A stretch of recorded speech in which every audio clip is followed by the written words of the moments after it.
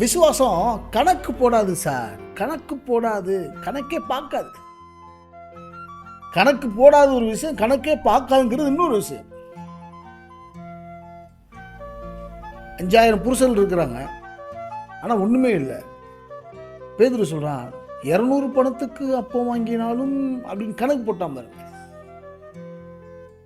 இது விசுவாசம் கிடையாது சார். கணக்கு போட்டு வாழ்றீங்க பார்த்தீங்களா, இதுக்கு அவ்வளவு இதுக்கு அவ்வளவு கணக்கு பார்க்கணும். ஆனால் அதுவே வாழ்க்கையை வைக்கக்கூடாது. செல்லும் செலவை உட்காந்து கணக்கு பார்க்கணும் வசனம் இருக்குது.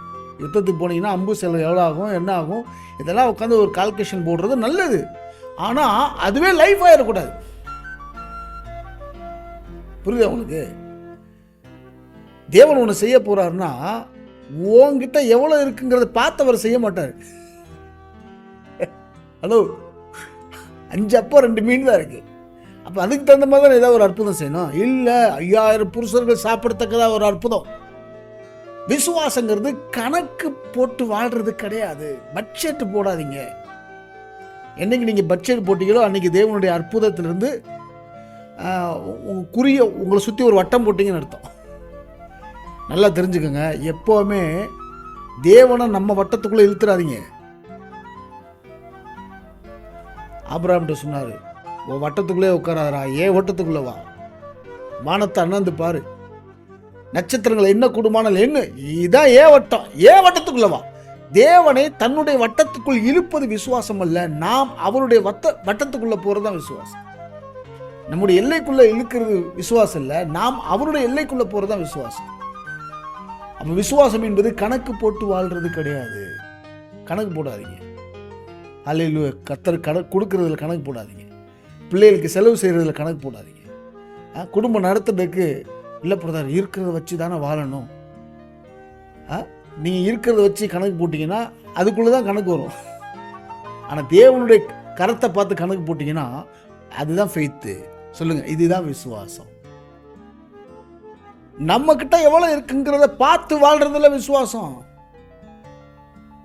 ஏன்னா நிறைய நேரம் நம்ம கிட்ட என்ன இருக்கோ அதை வச்சு கணக்கு போட்டுக்கிட்டே இருப்போம். கணக்கு போடுறது விசுவாசம் இல்லை. புரியுதா உங்களுக்கு? அடுத்து ஒன்று சொல்ல போற ஆச்சரியமான ஒன்று, உங்களை அதிர்ச்சிக்குள்ளாக்கக்கூடிய ஒன்று. விசுவாசம் என்பது உங்களிடத்தில் என்ன இருப்பது என்பதை வைத்து வாழ்வதல்ல. எல்லாமே நம்ம வசனத்தோடு தான் பேசுறோம். விசுவாசம் என்பது உங்ககிட்ட என்ன இருக்குங்கிறத வச்சு நீங்க வாழ்றது கிடையாது. நம்மகிட்ட என்ன இருக்குங்கிறத நம்ம வச்சு வாழ்றது கிடையாது. அதாவது எதாவது சொல்றேன், சம்பளம் எவ்வளோ பிரதர், சம்பளம் 30,000 ரூபா பிரதர் மாதம், அதுக்குள்ளேயே ஒருத்தர் வாழ்வான் பாருங்க. எங்கள் லீடர் ஒன்று சொல்லி கொடுத்தாரு ஒரு நாள், உனக்கு எவ்வளோ சம்பளம் வாங்குறியோ அதுக்கு வேலை பார்க்கக்கூடாது சாமி, எவ்வளவு சம்பளம் வேணுமோ அதுக்கு வேலை பார்க்கணும் அப்படிம்பாரு.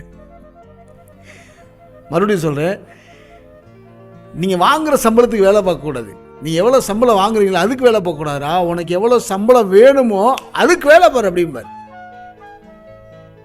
விசுவாசம் என்பது உங்கள்கிட்ட இருக்கிறத வச்சு வாழ்றது இல்லை. உங்கள்கிட்ட என்ன இருக்கோ அதை பார்க்காது.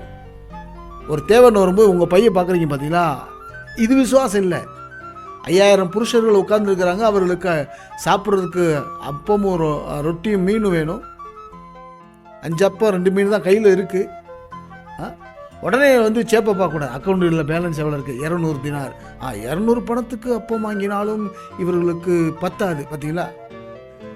இருக்கிறத பார்க்கறது இல்லை விசுவாசம், உனக்குள்ள இருப்பவரை பார்க்கறது தான் விசுவாசம். விசுவாசங்கிறது உன் கையில என்ன இருக்குங்கிறது இல்ல, விசுவாசங்கிறது அவர் கையில என்ன இருக்கு. விசுவாசம் உன் பாக்கெட்ல எவ்வளவு இருக்குங்கிறது இல்ல, விசுவாசம் என்பது அவர் உனக்கா என்னெல்லாம் செஞ்சிருக்கிறாரு, அதுதான் விசுவாசம். விசுவாசம் என்பது சூழ்நிலைகளை சார்ந்திருக்காது. எல்லாம் சொல்லுவாங்க, சூழ்நிலைகளை சார்ந்திருப்பது விசுவாசம் அல்ல. நீங்கள் ஒரு சூழ்நிலையில் நடத்தப்படுவீர்கள் என்றால் அது விசுவாச வாழ்க்கை அல்ல. வாழ்க்கையில் தரித்திரம் இருக்கு, அந்த தரித்திரத்தை ஒட்டியே நீங்க நடத்தப்படுறீங்கன்னா இட் இஸ் நாட் ஃபெய்த், அது விசுவாசம் கிடையாது. சூழ்நிலைகளால் நீங்கள் ஆளப்படுவீர்கள் என்றால் அது விசுவாசம் அல்ல. ஏனென்றால் சூழ்நிலைகள் உங்களை ஆளும்படிக்கு தேவன் டிசைன் பண்ணல, நீங்கள் சூழ்நிலைகளை ஆளும்படிக்கு டிசைன் பண்ணப்பட்டிருக்கீங்க. காலங்கள் உங்களை ஆளக்கூடாது. நீங்கள் தான் காலங்களை ஆள வேண்டும். இயேசு காலங்களை ஆளவில்லை, அவர் காலங்களை ஆண்டார், ஆளுகை செய்தார். ஆனால் டஸ்டன் மறைஞ்சிருவார் ஒரு இடத்துல இருந்து இன்னொரு இடத்துக்கு. ராஜாவாக ஆகிறதுக்கு பிடிக்க போனாங்க, மறைஞ்சிட்டார். மலையிலிருந்து தள்ளிவிட போனாங்க, மறைஞ்சிட்டார். சார் இது எப்படி நடக்கும்? காலங்களை ஆளுகை செய்கிறது, இதுக்கு பேர் தான் விசுவாசம் என்பது சூழ்நிலைகளை சார்ந்து இருப்பதல்ல, சூழ்நிலைகளால் சூழப்படுவதல்ல. விசுவாசங்கிறது உங்க சூழ்நிலையை பார்க்காது. சூழ்நிலை எப்படி இருந்தாலும் சரி சார், தேவன் ஒன்று சொன்னார்ல. பேதுரு கேட்குறான், ஆண்டவரே நீரே ஆனால் நான் வருகிறேன். அவ்வளோதான். எய்தாப்புல நிற்கிற ஒரு கிறிஸ்துவன்னு தெரிஞ்சுட்டா தைரியமாக கடலில் கூட கால் எடுத்து நீங்கள் வைக்கலாம். அவர் வாங்குறார், உடனே கால் எடுத்து வைக்கிறான். பாருங்க, நடக்கிறான். அவரே பார்த்து நடந்துக்கிட்டு இருந்தான், விழவே இல்லை. ஆனால் என்னைக்கு எப்போ அந்த அலைகளை பார்த்தானோ முழுக ஆரம்பிச்சிட்டோம். உடனே இயேசு விடலை. அப்படியே நம்ம ஆள் அப்படியே உங்களை விட்டுட்டு போகிற ஆள் கிடையாது, உங்களை அப்படியே விட்டுட்டு போகிற தெய்வம் கிடையாது. அந்த தூக்கிட்டு சொல்லுவார், ஏன் சந்தேகப்பட்டேன்? பார்த்தீங்களா, ஏண்டா விழுந்தேன்னு கேட்கல, விசுவாசம் எங்கே அப்படின்னு தான் கேட்டார். என் அன்புக்குறவர்களே, விசுவாசம் என்பது சூழ்நிலைகளை சார்ந்து இருப்பது கிடையாது. விசுவாசம் என்பது உங்களை சூழ்ந்து இருக்கிற தேவனை பார்த்திருப்பது. அப்போ விசுவாசம்னா என்ன? வசனம் சொல்லுகிறது, ஆபிரகாம் தேவன் கானான் தேசத்துக்கு போக சொன்னார், தான் போகிற இடம் இன்னதென்று அறியாமல். உங்க அறிவுக்கு எட்டாம இருக்கணும், உங்க புத்திக்கு எட்டாம இருக்கணும். அந்த விஷயத்துல நீங்க நடத்தப்படுறதுதான் நீங்க விசுவாசத்துல நடத்துறாரு, நடக்கிறீங்கன்னு அர்த்தம். புரியுதா உங்களுக்கு?